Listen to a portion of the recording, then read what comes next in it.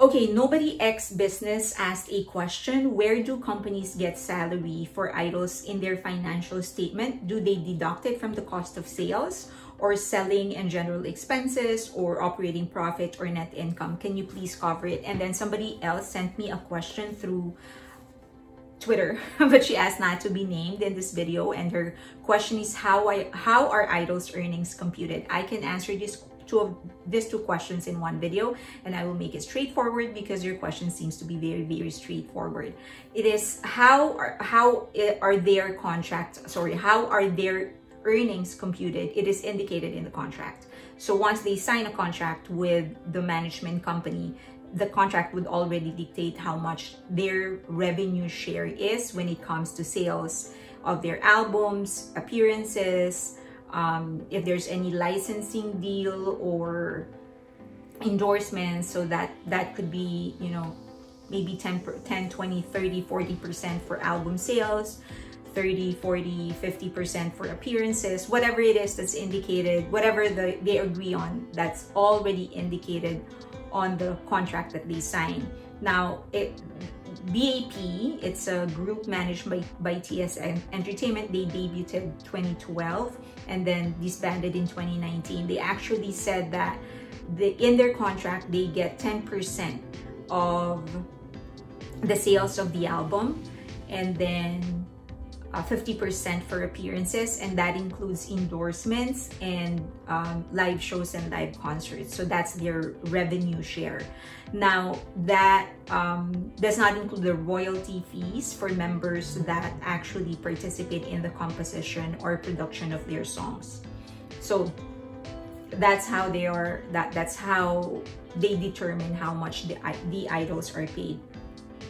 And then the question on where do companies get the salary from? They get it from wherever the source is. So for example, for their profit share, let's say that the contract says that they get 10% of the profit of their albums, then they get paid based off or from the album sales. If for their profit shares when it comes to live performances, then they are paid, or it is taken out of the revenue from appearances. If their contract states that they get, like this should say, as an example, 50% of endorsement pay, then of the 50% that the company or the brand paid them to endorse them, then they get it. They will deduct 50% and give it to the idol. That's your answer. That's where they get the salary from. They get it from wherever the earnings came from. So pretty straightforward, but if you want to know more, continue watching.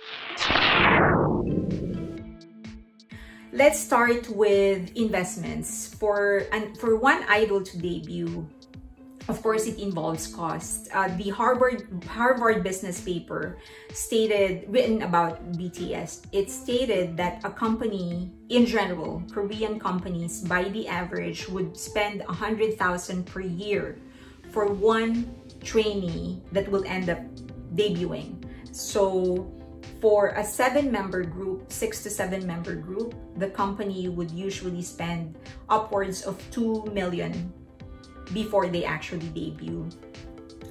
So the two questions would be, how on earth would a company spend 100,000 per year per trainee?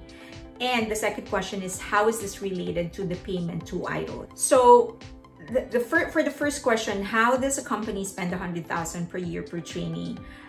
Big Hit, let's take Big Hit as an example, as they stated on the Harvard Business paper. They said that for a group of 6 to 7 members, for one of those members to debut, they will train 20 to 30 people.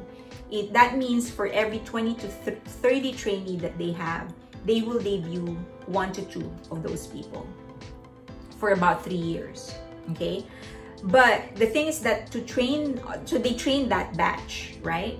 And and they spend on different aspects of training. They need vocal coaches, they need rap coaches, they need songwriting trainees.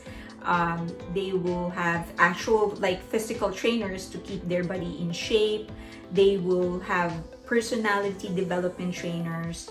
They would have modeling trainers, you know, all of those. So of course, obviously they need to pay all of those trainers, but they also do mock shoots, right? So for every several months, they will do mock shoots to put the idols in test and to put them in the actual situation as close to it as possible, and see how they're going to respond to the camera, how can they project to the camera, if they have improved or not improved. They do sometimes some of the management companies even pay for the school fees of a trainee if they know that they really like that trainee. So all of those costs would be aggregated. And then apart from the direct cost, of course, there's administrative cost, because you need people to run the building or the office or the company itself. You need bookkeepers, you need security guards, receptionists, secretaries, accountants, lawyers, what else? So all of those people, from drivers, managers, production assistants, all of those, they're not directly involved in the training of all of these idols, but they are still necessary to make the business, to keep the business running. So all of that, a part of that administrative cost is of course accounted to the group that is going to debut. Now the thing is that so you can compare actually that to Nike, for example, developing a new pair of sneakers. For example, for them to develop a new or launch a new pair of sneakers, they do research. So they pay engineers, they pay for textile or fabric research, and then the production of actual fabric or textile that they will use. They will do test training or stress test the sneakers that they will develop. They will buy other sneakers, and that involves cost, so that they can compare and reverse engineer all of those shoes and see what aspect they can improve on. And then finally, after all of that, they come up with the design that will meet their expectations, basically. So in order to develop that one perfect pair of sneakers, they went through so much that they need to spend on to develop that design. The difference is that a pair of sneakers is a product that they can reproduce. So once they design the perfect shoes, the perfect pair of sneakers, then they can mass produce it and sell it. And so then eventually the revenue that they generate from selling all of those shoes will then recover their initial investment. But for an idol group, we can't reproduce. We're pretty advanced as a society, but we're not there yet. We can't mass produce a person. I don't even know if we want to do that. And so the only way for them to recover their investment is for all of these idols to actually come up with albums and songs and then earn from it, so that the company will then generate income and recover their investment.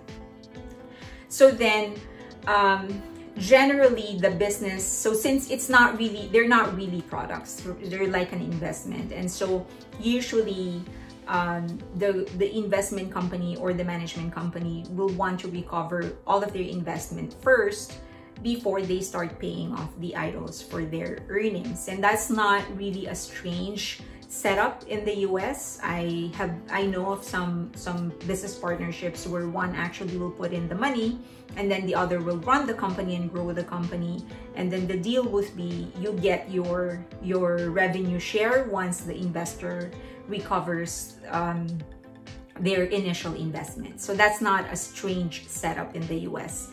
The thing is that upon debut, the company will continue spending for the group, right? Because once they need to produce an album, record their albums, they need to have bodyguards, managers that will go with them when they shoot or when they go to different shows, stylists when they make their appearances, vocal coach for when they do their recording.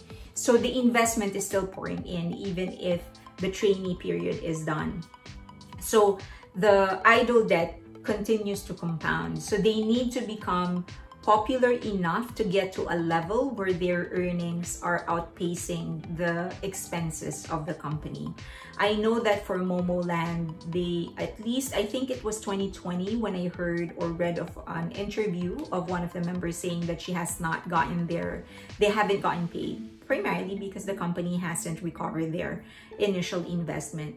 So once their debts are paid, so for example, they get to that level where their expenses already outpace their revenue already outpaces the expenses of the company, then it's just a matter of time before the company starts, before the idols actually start getting paid, and they will get paid according to the revenue share in their contract. Of course, once, like for example, if you get too big and you become very, very popular, when you renegotiate your contract when it's up, then you have more leverage and ask for a bigger revenue share, and that happens a lot in K-pop. Okay, now of course, songwriters and producers get paid separately.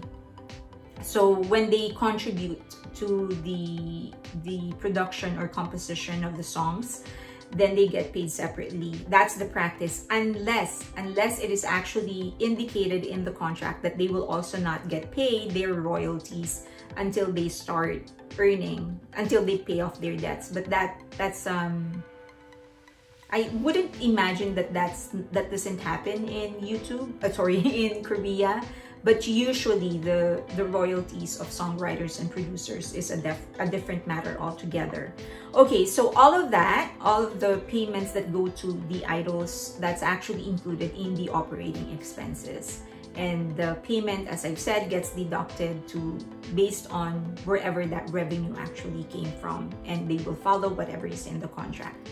So I hope that helps.